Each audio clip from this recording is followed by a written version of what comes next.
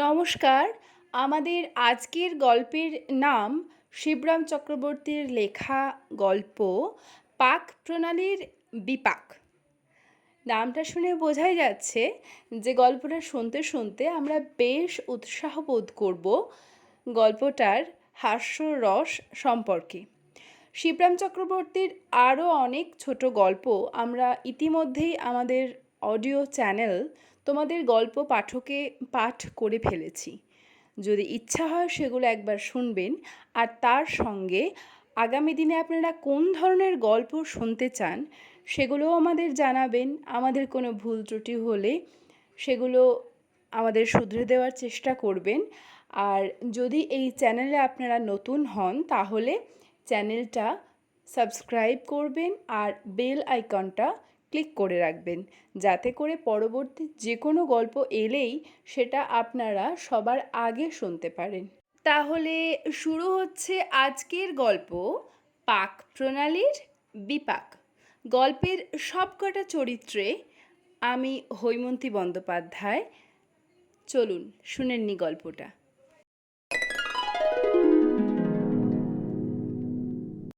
তুমি রাঁধতে জানো দাদা?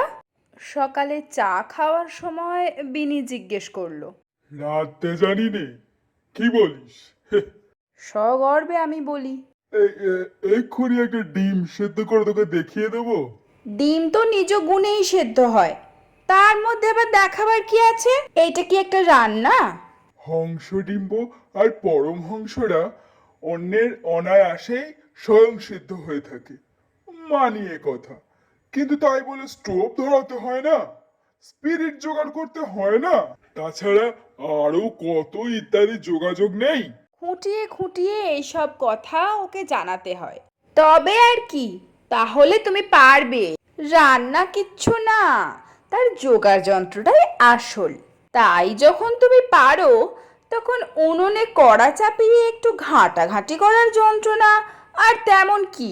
এই, কেন? এই, এসব কথা হঠাৎ কেন? হ্যাঁ, আমাকেই সন্দিগ্ধ হতে হয়। মামার বড্ড অসুখ, ভাবছি একবার মামার বাড়ি যাব। এই দিন 10-12 জন্যই। সেবা শুশ্রূষার হাঙ্গামা মামিমা পেরে উঠছেন না একলা।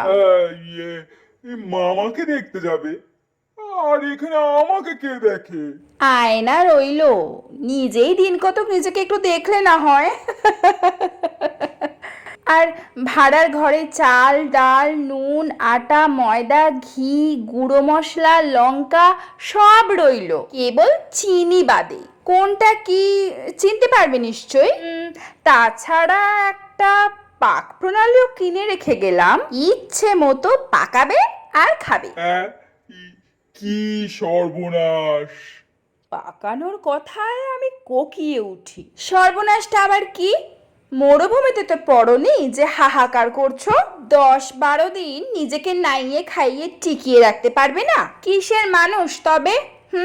রবিনসন ক্রুশোর মতো যদি বিজন দ্বীপে একলা গিয়ে পড়তে হতো তখন কি করতে?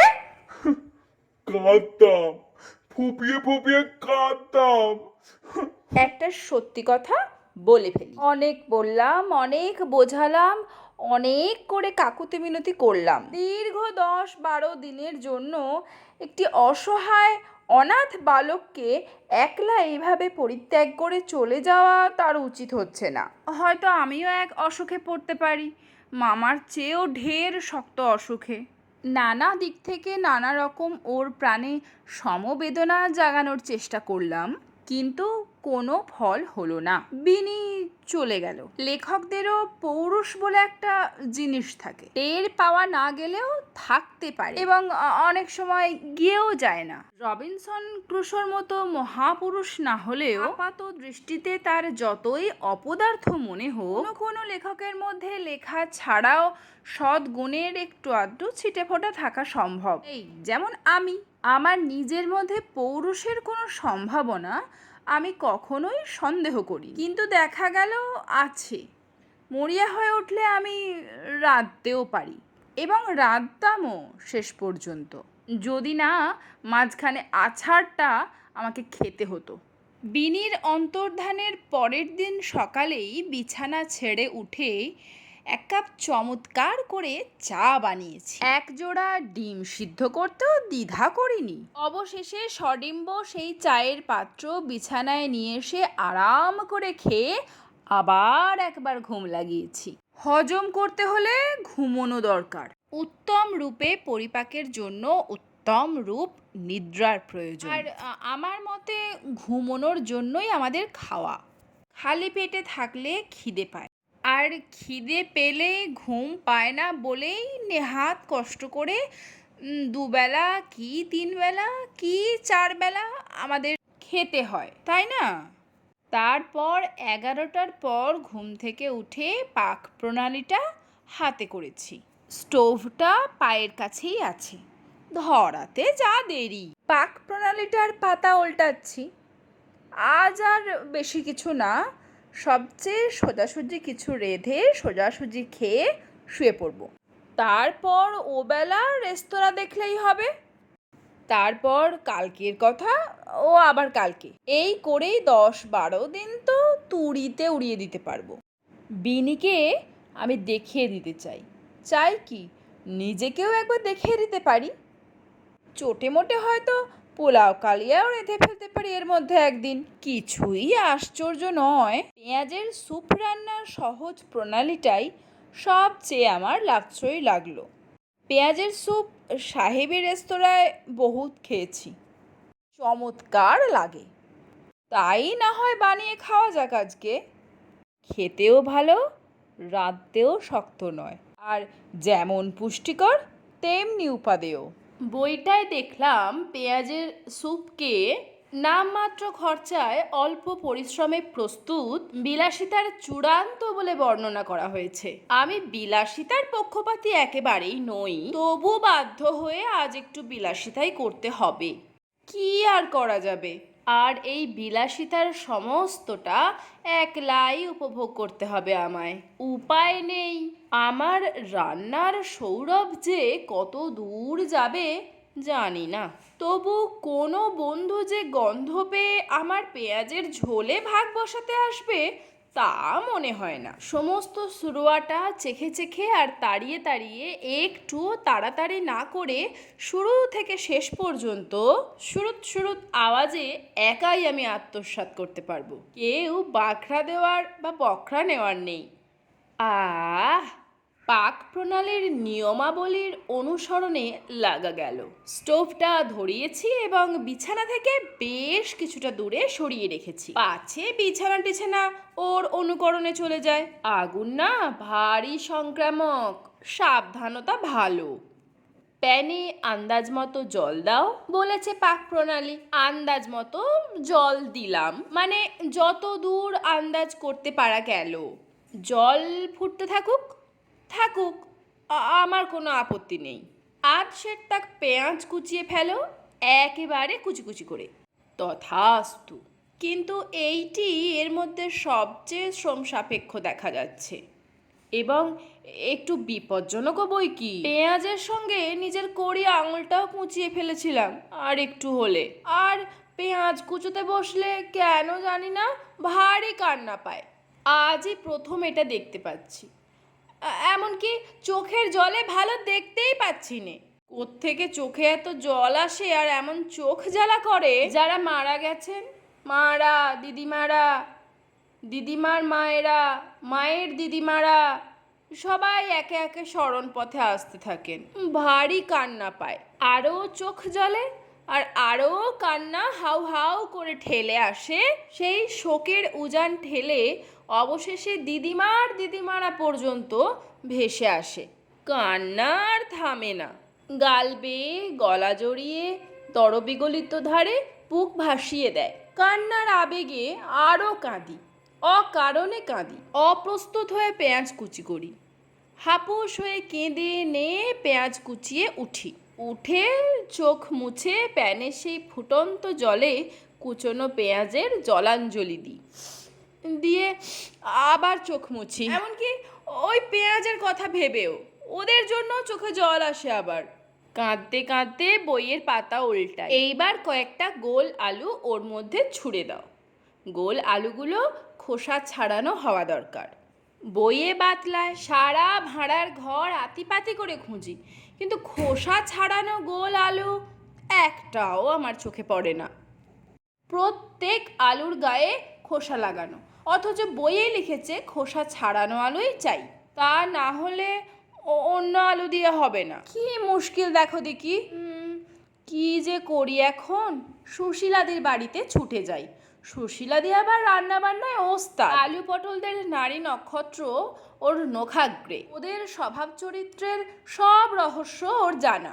দিদি, আমাকে গোটা কতক খোসা ছাড়ানো আলু দিতে পারো? ভারী দরকার, অথচ বাজারে কোথাও পাওয়া যাচ্ছে না।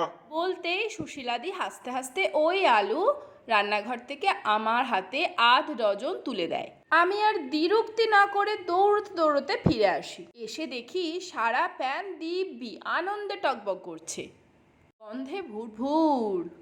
এইবার আলুগুলো ওর ভিতরে ছুঁড়ে দাও। ছুঁড়ে দেওয়ার চেষ্টা করি, কিন্তু একটার পর একটা চারটেই তাক ফসকে গেল দেখি। বাকি দুটোকে আর ছুঁড়ে না দিয়ে একটু এগিয়ে গিয়ে প্যানের ভেতরে ছেড়ে দিই। পাক প্রণালীর উপদেশের অন্যথা করা হলো, অন্যায় হলো বুঝলাম, কিন্তু কি করব, পাকা রাঁধুনির মতো হাতের তাক যদি আমার না থাকে। অবশ্য থাকা স্বাভাবিকও নয়। তাহলে কি করা যাবে? সবাই কি এরকম দূর থেকে তাক করে ছুটতে পারে? এইবার অল্প করে গোলমরিচের গুঁড়ো ছিটিয়ে দাও। অল্প করে গোলমরিচের গুঁড়ো কখনো ছিটিয়েছো? ছিটিয়ে দেখেছো কি হয়? রান্নার কি হয় তা বলছি নে, রাঁধুনির কি হয় তাই আমার বক্তব্য। এক কথায় হাঁচি হয়, দুর্দান্ত রকমের হাঁচি। মশলার কৌটো ছিটকে যায়, কোথায় যায় জানা যায় না। খুন্তি উড়তে থাকে, আত্মসংবরণ করা কঠিন হয়ে পড়ে। হাঁচির হাত থেকে নিজেকে বাঁচিয়ে প্রায় 300 হাঁচি হাঁচার পর কোনো রকমে চোখ খুলতে পেরেছি। গিয়ে দেখি পেঁয়াজের কারি প্যানের গলা ছাড়িয়ে উঠেছে। আধ প্যানের বেশি জল দিইনি, অথচ তাই দিয়ে এতক্ষণ ফুটেও কি করে এক প্যান হয়ে উঠল? প্যানটা নিহাত ছোট ছিল না তো, তাই দেখে আমার তাক লাগে। আর সেই কারির টকবগানি কি কি তার লম্ফঝম্প! বইয়ের কথা তো অক্ষরে অক্ষরে পালন করেছি, তবে কোথায় যে কি গলদ ঘটল আমি বুঝি না। দেখতে দেখতে সেই স্যুপ প্যান ছাড়িয়ে স্টোভ ছেয়ে গেল। স্টোভ ছেয়ে উপচে পড়তে লাগলো।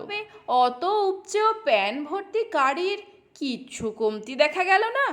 ইয়ে, আশ্চর্য কারিকুরি! এবং এর উপরে ফোঁসফোঁসানিও যেন আরও বেড়ে গেল, তার আরও বেশি লাফাতে শুরু করে দিল আবার। আমাকে দেখেই কিনা জানিনি। অবশেষে সেই স্যুপ আগ্নেয়গিরির লাভা প্রবাহের মতো ছড়িয়ে পড়তে লাগলো ইতস্তত। তীর বেগে ছুটে এসে আমার পায়ে লাগতেই আমি তীব্র লাফিয়ে উঠেছি, আর তারপরেই পিছন ফিরে দে ছুট। তো ছুট দিলে কি হবে? 100 গজের দৌড়ে কোনো দিনই আমি পুরস্কার পাইনি। স্যুপের সঙ্গে দৌড়েও আজ হেরে গেলাম। স্যুপ আমার আগে আগে যাচ্ছিল, তার গায়ে পা লেগেই পেল্লা এক আছাড় খেয়েছি, আর সেই এক আছাড়েই বিছনায় এসে আমি ধরাশায়ী। আমার ঘরের এধার থেকে ওধার পর্যন্ত পেঁয়াজের কারি থই থই করছে। কোথাও পা ফেলার জো নেই, কিন্তু ভয় নেই আর। আমি এখন বিছানার ওপরে, যতই লাফাক এত দূররা লাফিয়ে উঠতে পারবে না নিশ্চয়ই। কূপের থেকে ভীত নেত্র সরিয়েই বইয়ের পাতায় রাখতেই চোখ পড়ল সব শেষে লেখা আছে, এইবার 12 জনের উপযুক্ত চমৎকার পেঁয়াজের স্যুপ বানানো হলো। এই ছিল আমাদের আজকের গল্প।